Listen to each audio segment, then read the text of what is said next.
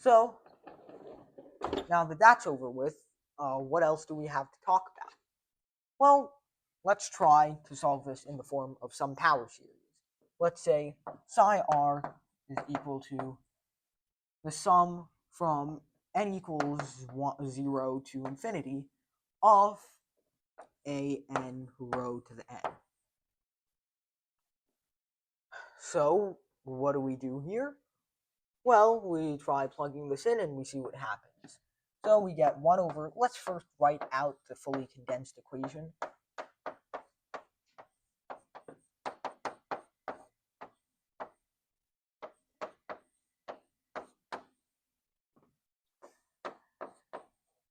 It's looking a lot nicer. Now what we're going to do is try to substitute in this power series.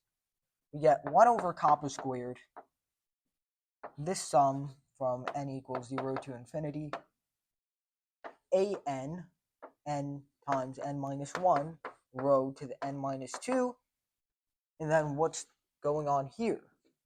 Well, you have plus psi r, so we're going to get an rho to the n minus 2, I guess, minus L times L plus 1,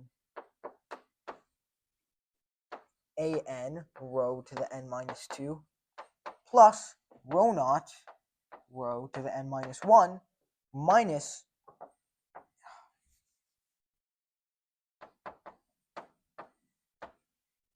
an rho to the n is equal to 0.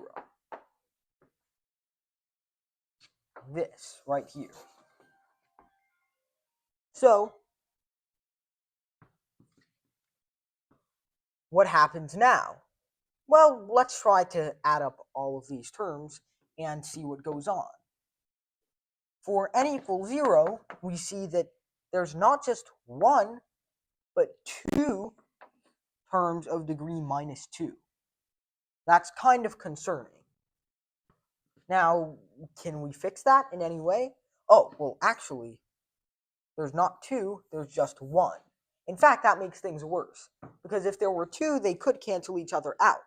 But now that there's just 1, and there's no way for it to be 0 other than a0 being 0, which would force all other coefficients to be 0 and give us the trivial solution of psi r equals 0, which is definitely not what we want because it's non-normalizable.